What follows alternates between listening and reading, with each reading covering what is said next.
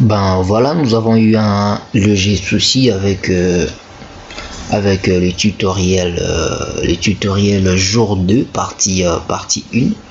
Donc le tutoriel n'est pas arrivé à la fin lors du montage en fait. Donc on s'était arrêté plutôt au niveau de libellé. En fait, c'est libellé ici qu'on a déjà ajouté, et on a également modifié les textes pour mettre un truc pareil. Voilà. On va faire maintenant une dernière chose pour boucler cette partie. Donc la partie footer, c'est-à-dire la partie pied de notre modèle de page, donc est censé d'afficher un peu les contacts ou soit des coordonnées de l'agence. Alors à ce niveau, on va placer une dernière chose, donc un dernier champ qui va permettre à l'utilisateur de nous rejoindre, soit de rejoindre l'agence via ses réseaux sociaux, Instagram, LinkedIn, ainsi de suite. Alors ici à ce niveau, nous allons placer un nouveau champ qui va être un peu plus particulier. Donc c'est un champ métier. Donc on est du côté onglet création, du côté champ métier. On va dérouler. Il y a plusieurs catégories de champs métiers. Donc les champs métiers, ce sont des champs qui sont déjà comment dirais-je qui sont déjà prédéfinis, pré-remplis. Donc vous allez juste prendre ces champs et puis l'utiliser. Ok, alors on va prendre la catégorie UI et on va descendre juste en bas et prendre le rang animé. Ok, les rangs animés au survol. Je vais cliquer dessus et puis je viens placer juste ici.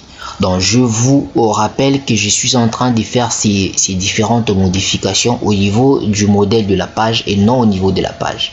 Alors une fois je placé ces super champs, je me rends au niveau de l'onglet pour m'assurer qu'il est vraiment centré, et je vais les centrer, voilà, au niveau du parent horizontal, et je vais enregistrer. Voilà, donc toutes ces modifications que je viens de faire, je les fais du côté modèle de page. Si je me rends du côté page, vous voyez, j'ai aucune modification faite. Donc je juste l'entête, je juste le pied parce que j'avais mis à jour, mais je pas la partie du rang animé. Ok, alors maintenant pour appliquer ces modifications au niveau de la page 1, je dois mettre à jour les éléments en cliquant sur ce bouton et puis je vais valider. Une fois je valide, voilà, WebDev a mis à jour les éléments, je vais enregistrer. Je viens du côté de la page également, vous voyez, je mets non le rang survolé, ok, le rang animé plutôt, je vais enregistrer. Maintenant je vais tester ma page et non le modèle de page. D'ailleurs je vais fermer les modèles de page, je vais tester ma page. Je viens ici, donc il y a plusieurs manières de tester une page comme je vous avais dit, et là je vais tester la page à partir de mon navigateur. On m'a dit que non, l'élément n'est pas à jour, voilà, je vais juste accepter la mise à jour. Ok, une fois c'est fait, voilà, j'ai ma page d'accueil. Donc j'ai mon menu à ce niveau. Ok, je suis conscient que c'est pas encore beaucoup plus beau. On va modifier un peu dans les vidéos qui suivent. Donc nous allons modifier les côtés visuels, donc pour créer un peu un truc beaucoup plus attrayant, beaucoup plus séduisant pour nos utilisateurs.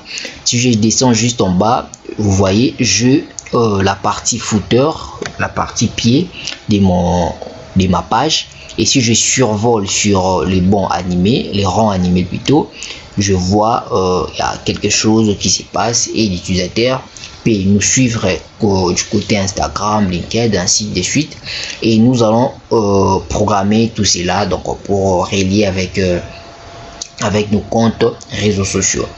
Alors je pense que pour cette vidéo on s'arrête là, donc on se retrouve très prochainement au niveau de la vidéo numéro 3, au niveau du 3e jour, pour continuer notre formation. Sinon portez-vous bien, on se retrouve très prochainement.